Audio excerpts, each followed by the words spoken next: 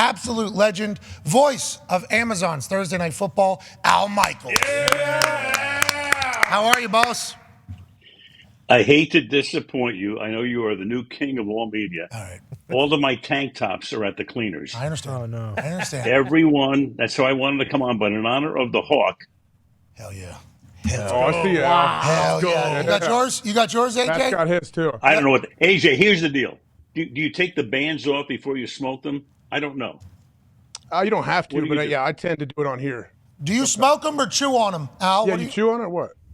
I use them as a prop for the Pat McAfee Show. Smart. Okay, got two of them. One was for the last episode. This one's for this one. Gonna have to make another order. I'm not a big cigar guy either, but I do appreciate the fact that you appreciate our show. You've always been way too kind to us, and now we're getting an opportunity to go, sell out, basically, Al. Yeah. We're selling out now. The show's gonna change completely, I've been told by everybody, Al. With apologies to Howard Stern, you are the new king of all media. You understand that, right? I don't know if that's the case, Al. You're fucking Al Michaels, so I guess, you know what I mean? So, there's so many people out there. We're very lucky to do what we do. We didn't create this avenue. People have been making shit on the internet for a long, long time. But, us having the right humans in one area, it's amazing how lucky you can get. The group of humans that we have in this particular program in operation are all on the same track, work so hard, don't do any other bullshit. It's we are very, very lucky to be at the time we're at with the people that we're at. And I think we're just trying to enjoy the shit out of it, Al. Yeah. Honestly, that's all we're trying to do. There are so many brands of shit. You just happen to have a better brand of shit. You know that. Okay. Maybe the best. Okay. No, definitely not the best. Chase. Baby, definitely not the best. But let's not talk about us anymore. There's been a lot of that happening, both in the shins and pats on the back. So it's kind of getting tiresome. Let's talk about you. Amazon entering its second year now. We got the Thursday Night Football schedule. Seems great. I saw you talk to Jimmy Traina. You agree that the schedule is eyeing up to be fantastic. Do we know though? Because the ability not to flex. What are your thoughts on that as the owners vote on the flexing for Thursday Night Football and what the schedule is potentially going to look like for you guys this year? Jeez Louise, get your voice. Pat, first of all, we don't know how the games are going to play out, but we do know, the matchups on paper look great. And we get look at those first three games, and NBC or Fox or CBS, anybody would take those. Minnesota at Philadelphia, Giants at San Francisco, and then Detroit's kind of the it team this year at Green Bay. That's a hell of a way to come out of the gate. And then later on in the season, Baltimore and Cincinnati, they played that classic playoff game last year, the wild card round.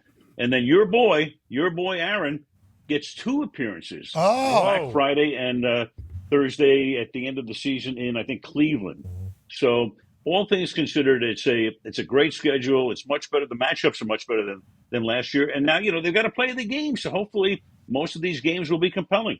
I hope so too, Al. Last Thursday Night Football run there's a stretch where we all believe that humans like Kirk Herbstreit, who's been calling A games for 27 years in prime time, and Al Michaels, who's been calling every big moment in sports history for the last, we don't want to say the actual amount of years because, you look like he's got 45. He's young Brain as hell. still as quick as a tat. We were talking, still got it completely, but you've been a part of every massive moment that the sports world has basically ever seen. And then you guys got 9-3 on Thursday. Then you got a 7-2 the next week. Brutal. And an 11-4 somehow the week after that. And I think us as fans were not only do we want this to be better because it's the NFL product, and there was a time where 6 primetime games in a row for the NFL were kind of all duds. Yeah. I think it was becoming a little bit, but Thursday Night Football seemed to have a little bit through the week, or through the year. We wanted you guys to have great games. It feels like the NFL's trying, right? It feels like they're trying at least a little bit, Al?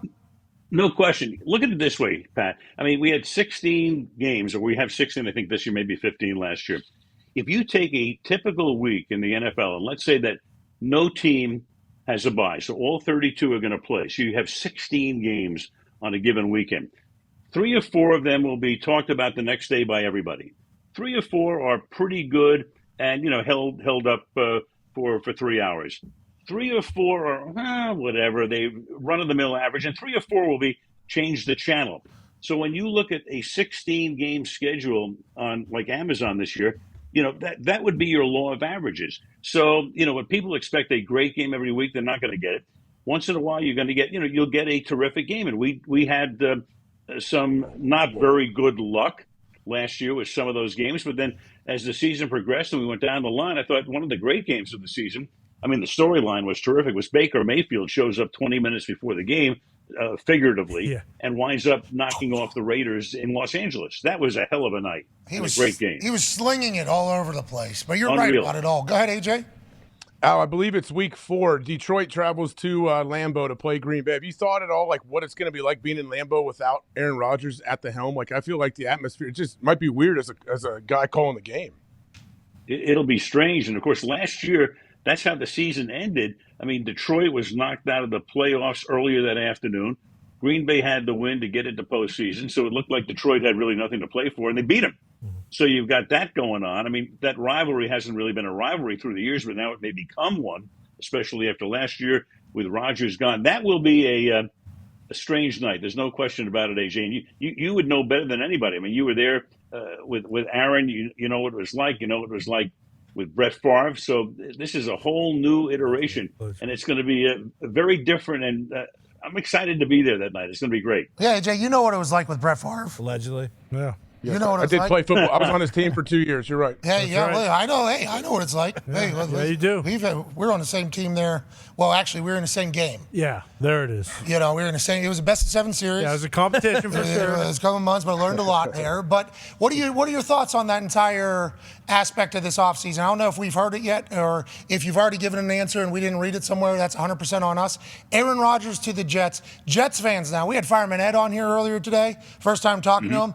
He's fucking jacked up, dude. They are going to the Super Bowl. Haven't won a Super Bowl 54 years. We haven't won a championship. Haven't had a home playoff game 21 years or something like that. I forget all the numbers. Greenberg literally offered off his house to Aaron Rodgers if he comes there. He's getting parades. Madison Square Garden. He's all over the place. They're ready to win a fucking Super Bowl right now. And if you listen to Packers fans, they're almost like, I don't want to say happy, but seemingly pumped to get past the Aaron Rodgers stage. That's a weird thing happening in 2 different cities, I think. What are your thoughts on that whole reaction, Al?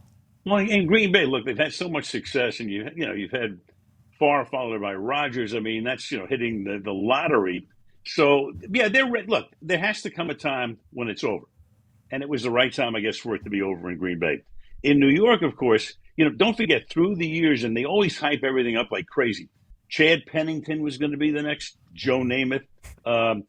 Ken O'Brien got drafted back in the early 80s. You had Mark Sanchez who came in. He was going to be the anointed one.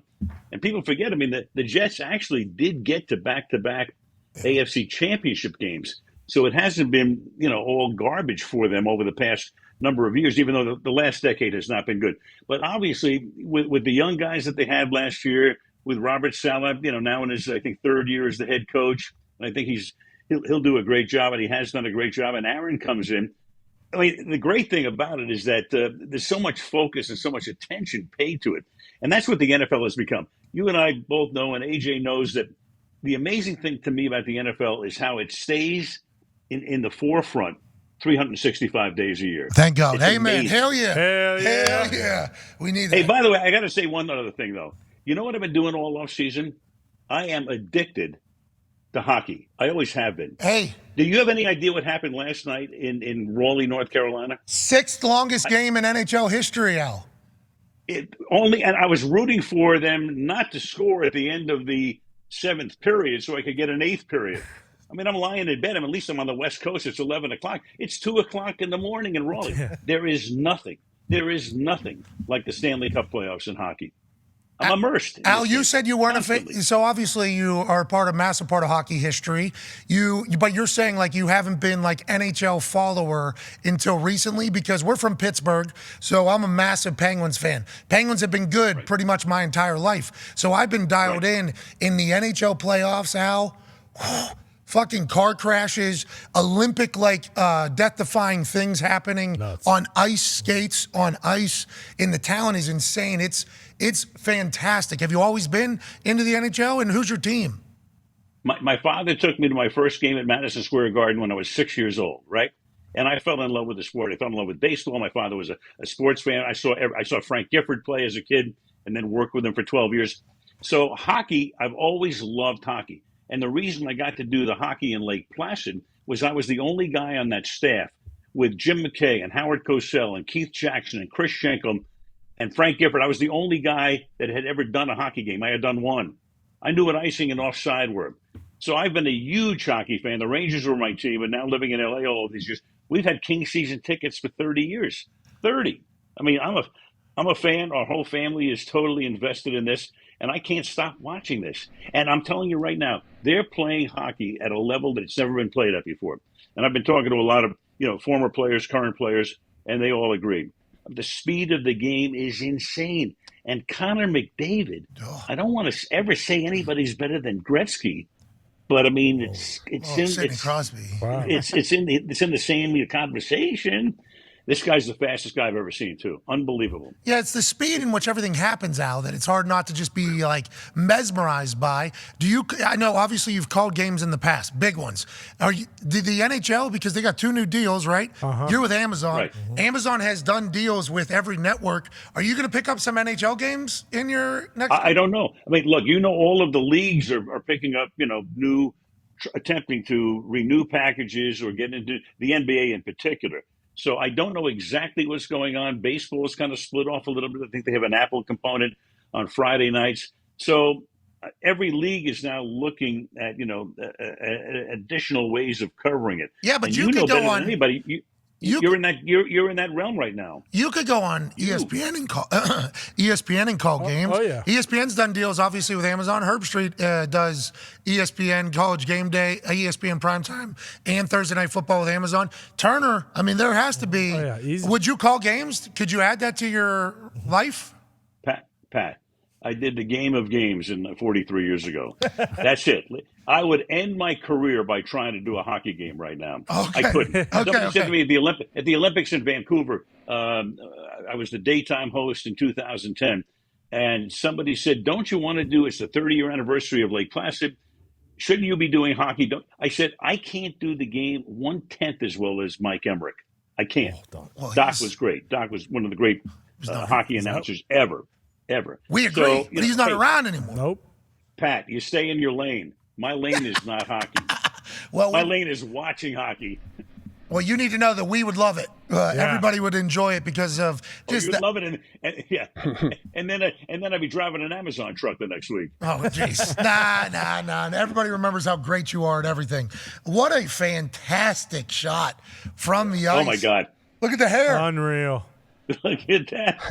I got to get the hair back. And that TV. 2 of them. Oh, Look at that Coke can. Oh, that is Look nice. at that. That was back when they used to use actual sugar, right? And that's right. And like There's some cocaine. cocaine in there too, right? Hey, cocaine in that Coke can right there. Right. That's before one of the games. And the interesting thing about Lake Placid, too, I haven't told this story very often, is that Eric Heiden was the big star there before the hockey team, overwhelmed everything. And Eric was supposed to win 5 gold medals in speed skating, and he did. And then, so Eric won his 5th, and he can't get into the Soviet game on Friday at 5 o'clock, the next to last game. So Ken Dryden, the great goalie, who was my partner, and I had to sneak him in to the arena and put him on a chair on our broadcast platform.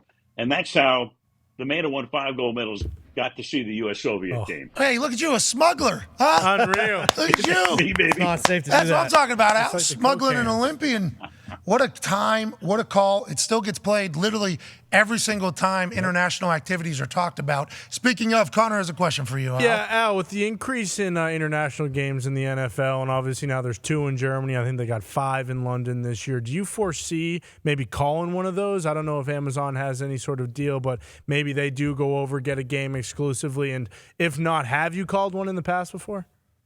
I haven't, and the reason was and has been is that I've always done prime time. So prime time in the East is middle of the morning, 3 o'clock in the morning in Munich or Barcelona, wherever they're going to play a game. So it never matched up. Remember, those games would have to come on here like at 6. They do it like 9:30 in the morning Eastern time, 6:30 Pacific time. So because of that, Friday. it's not to say we can't do one down the line, But I mean, if you're going to play those games at that time, it has to be a daytime game in the United States, not a prime time. So it's a Black Friday game. Boom. That would have to be moved, yeah. Make the Black Friday game an international game. Bang, Add a second game that is the international game. Now we're going all day. Yeah, Al, you missed Thanksgiving now. Good for you. No big deal. You get to be, you get to be over there in Germany. No problem. Go to a cafeteria the night before, in New York, and who do we know that lives in New York that can host me that night? Are you excited for the Black? Pat, come on in. No, I'm not. I'm in Indy. I'm not in New York. Sorry about it. Okay. Got turkey, no mashed potatoes. Well, all this stuffing. It's a bad idea. You going to the 500 next week? I'll be in Indy. I'll be here in Indianapolis. Yeah.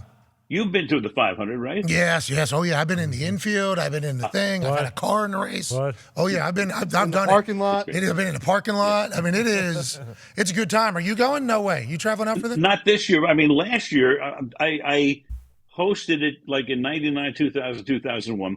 I went as a spectator back in the 70s when I was doing the Cincinnati Reds, and my wife and I drove up to go to the race. And then last year, Greg Penske of the Penske family, a great pal, so I went back with him, had a fantastic time. He owns the track, right? I talk about Stanley Cup hockey, but family. to me, people say, what's one event I should see if I haven't seen it?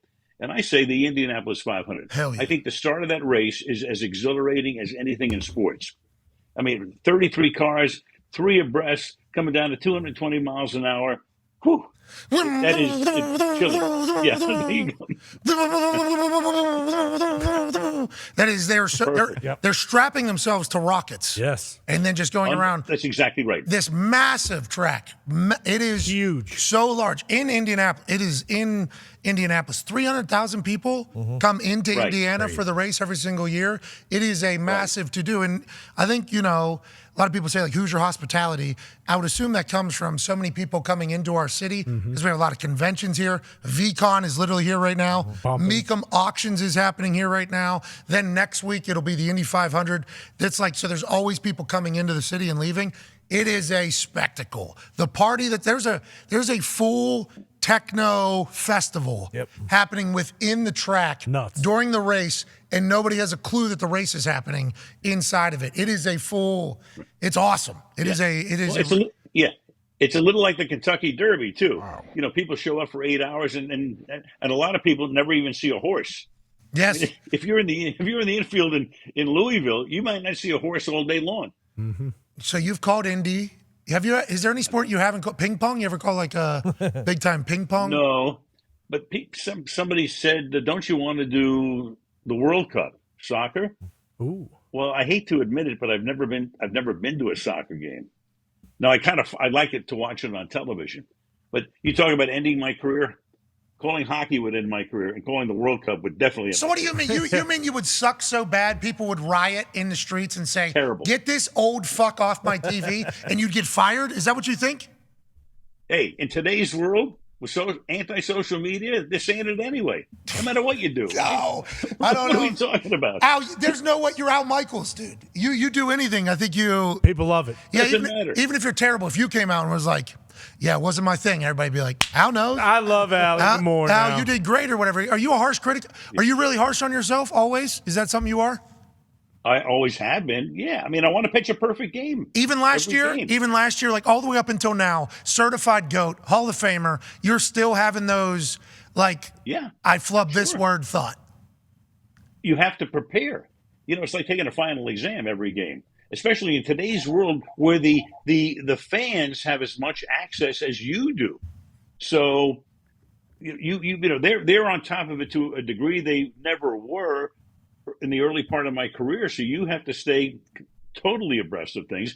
And you know what? One of the hardest things I find in preparing for games is sifting the real information from garbage. Well, you know that, right? You don't say. There's so much junk out there, right? You got to figure out, hey, what's true and what's not. Which is why, to me, this will be my 38th year doing the NFL. At least I've built up all these fantastic contacts. So if I have to call somebody to say, hey, is this true? Tell me about this. How is this shaded? I can do that. And that's how I get most of my information. So whenever people said that you seemed like you weren't as interested in these games last year, I assume that pissed you off. I thought a lot of people didn't understand what was going on. I thought that I have a great feel, I think, since as a 6-year-old, watching games, being a fan, I can feel where a game is. And I'm not going to oversell a game to you. That's wrong. I can't come on the air yelling and hollering and screaming. Where do you go from there? And people expect me to be in rhythm with the game. And I've had a lot of talks with like Jim Nance and Joe Buck and my brethren about this too. Where is the game? I've always said, in a way, the game is the melody, and you provide the lyrics. And if the lyrics don't match the melody, it sounds cacophonous. It sounds like, what? What is that? But the great thing is, as a fan, I can feel where the game is. I can feel what the fan feels, and I'm just trying to stay in sync with that and reflect that. So it's just a matter of the games. A lot of the games we had weren't very good, so if I didn't sound excited, if I sounded too excited, people would go, "Oh, he's just trying to sell this crap." No, can't do that, and I won't do that. And I think that's been my MO for almost 4 decades now. That was awesome. Hell yeah. Hey, listen, what do you want me to do? Okay? It is 11-4 right now. Terrible game. All right, if a good play comes, I have to actually be excited. At this stage, I can't give away the lead here. What do we even – I love that because you saying you're the melody, or you like the game is the melody. Like, lyrics. Yeah, you're the lyrics to the melody. Like setting the tone of the environment is a big part of it because we're watching a game with you. Right. You're not talking to Right. us. We are watching a game alongside of you. And I think there's some people who are great in the booth who understand that. And then there's some people who have no idea that's the case. I'm not good in the booth, to be honest with you, because I start getting bored. Like, all right, this play, I start getting a little bit bored. I start getting a bit antsy. I'm not supposed to be doing commentary over games. Tried it in a couple different facets. I don't enjoy it. I don't like it. And I don't think but you are literally the greatest of all time at it. So you spilling that game there to the entire world, I think there's going to be a lot of future commentators that just take your answer you just gave and be like, all right, here's how it actually works, as opposed to it all. Because the world needs it right now, and a better voice. Well, you can't please everybody, too. There are a lot of people, in the audience who want you to scream the game at them to get it, all hyped up and excited about the game. But, there are some people who do it that way. They holler the game at you. They yell the game at you right from the get-go. If you start yelling at the beginning of the game, where are you going from there? If you're up here at the beginning of a game, where do you go? I mean, the game starts. It's almost like a fight, a prize fight, a boxing match, where most of the guys come into the ring and they feel each other out. And you have to – I've called a lot of boxing, or I did in the 80s and 70s, and they're feeling each other out, and you kind of slowly work into it. Now the one-off to that was I did Hagler Hearns in 1985 when the two guys just came into the middle of the ring and started to kill each other, Which we love. So that was wow. I nobody could warm up. They weren't warming up. I couldn't warm up, and that was the craziest round maybe in the history of 20th century boxing. So you reflect what the moment is. That's what I try to do. You don't always hit it. You don't always hit it the right way necessarily, but that is kind of like my philosophy of how to broadcast a game. Hell yeah. Thank you for the knowledge there. Go ahead, AJ. Yeah, how did you enjoy calling boxing matches, and how does that that rhythm, how does that differ from calling, say, a football game? A lot, yeah, it does, because it's constant. I mean, football is a different animal, because in football, as everybody knows, you guys certainly, you've got 4, 5, 6 seconds of action, and then there is normally, unless it's a hurry up offense, a lot, maybe a half a minute of no action, which are covered by replays and analysis and all of that. So it's very different. Boxing is continuous. Boxing is like hockey; it's continuous. So there's a different rhythm to that than there is to football. Football is a burst of action and then inaction covered by replays for the most part.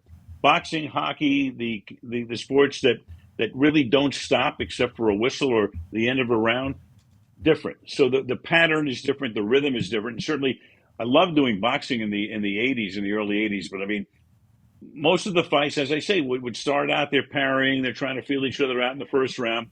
but Hagler Hearns was ridiculous. Yeah, I like whenever that was as excited as I could ever get. I like when two fighters go and just say, you know what, let's do this. Yeah. Throw it down. We're not here for a long time. We're here for a good time. Let's get after it.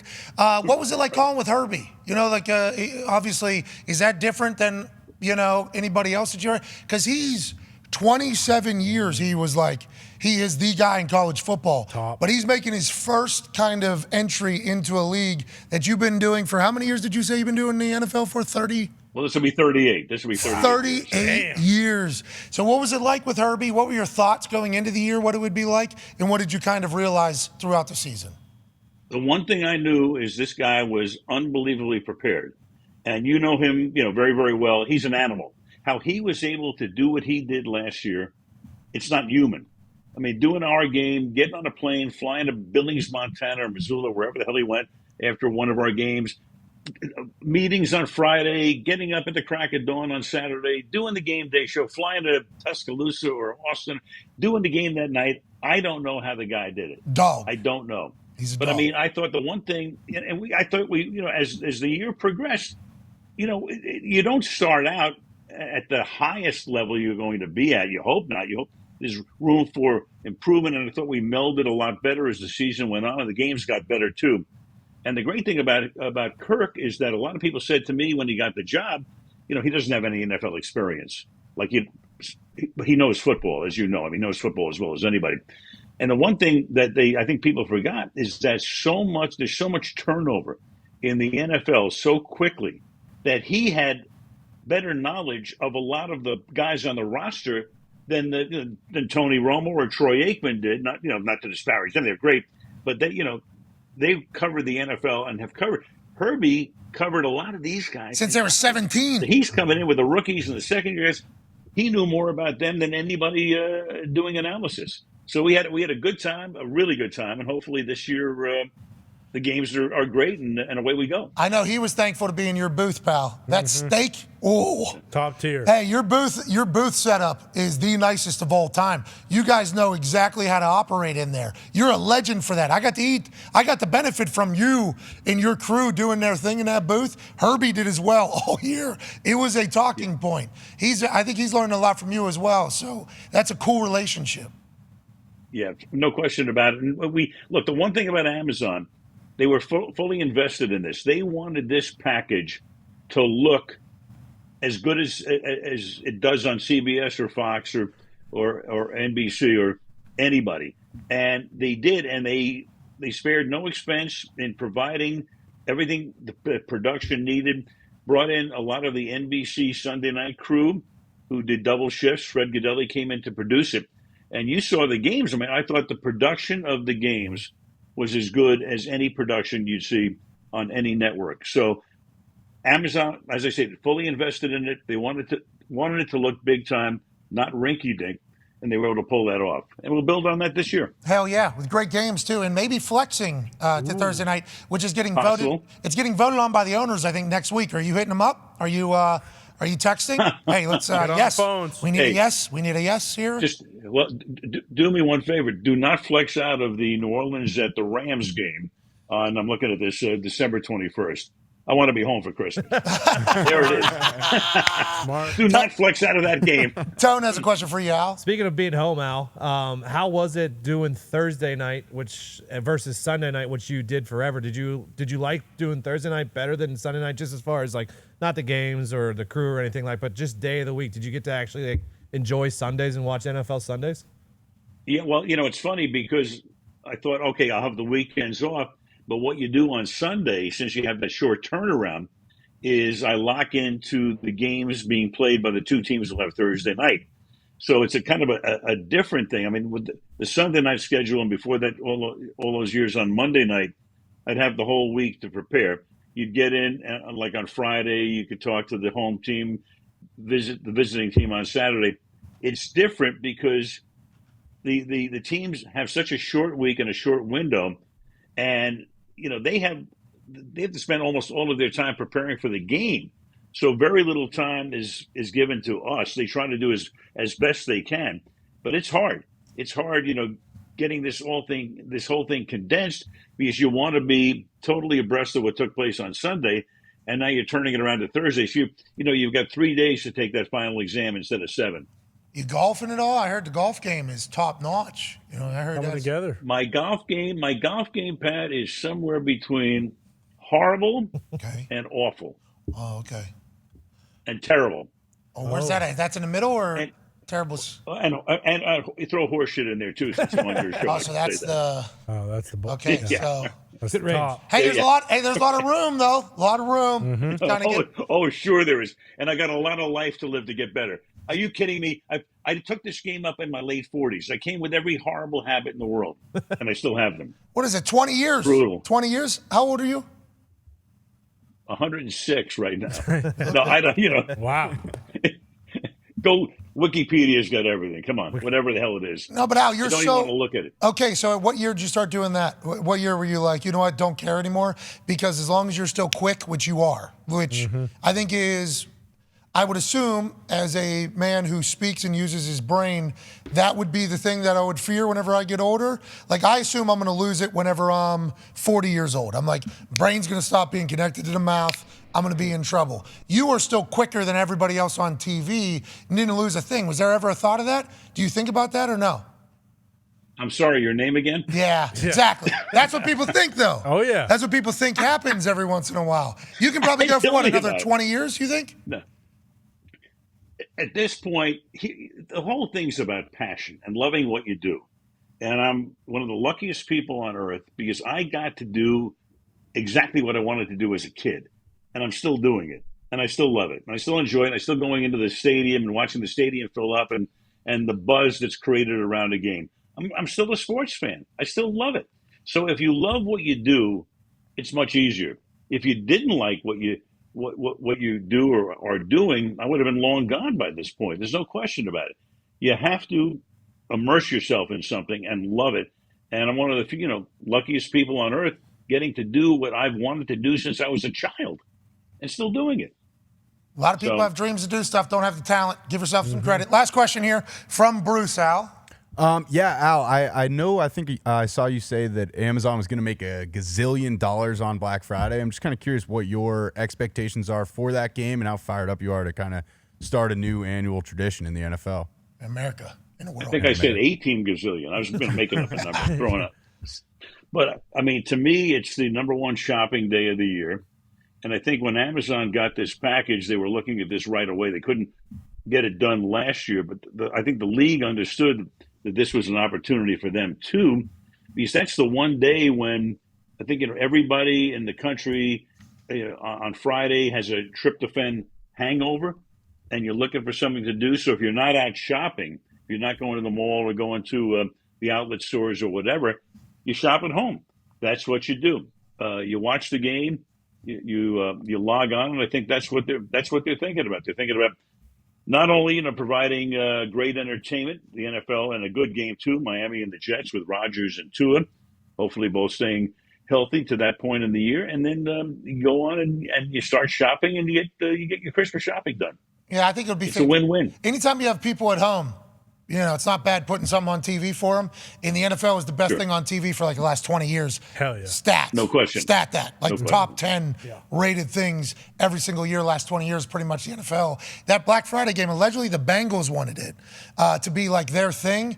I think I like that thought, especially with Joey Burrow potentially being there for the next 10 years. Did you hear about that? And what were your thoughts on maybe going back to Cincinnati every single Thanksgiving into Black Friday? Yeah, I saw that. I don't know much about it, but I think there were a lot of teams that probably wanted to host that game. So, but I think the league felt, thought that, I'm not sure of this, but I think it just feels big to have it in New York. Oh. So there was a rumor that the Giants would maybe host the Eagles.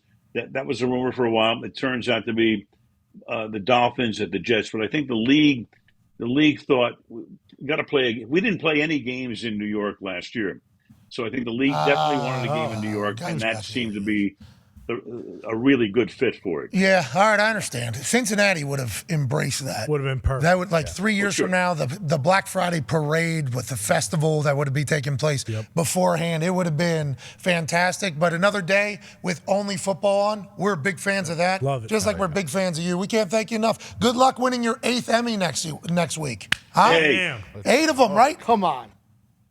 Whatever. I appreciate that. Well, good luck and go win You guys keep on trucking. Hey, you got it. We should will. take this out of the holder, right, AJ? What should I do with this thing here? Hold on. Oh yeah, I'm sure that's a nice one. Now you hang out with some highfalutin people. There we go. Oh yeah. Oh, Pat's got one. Look at that. White owl. White owl. White grape. That's a white grape white owl. Those are a good time. Ladies and gentlemen, Al Michael. Yeah.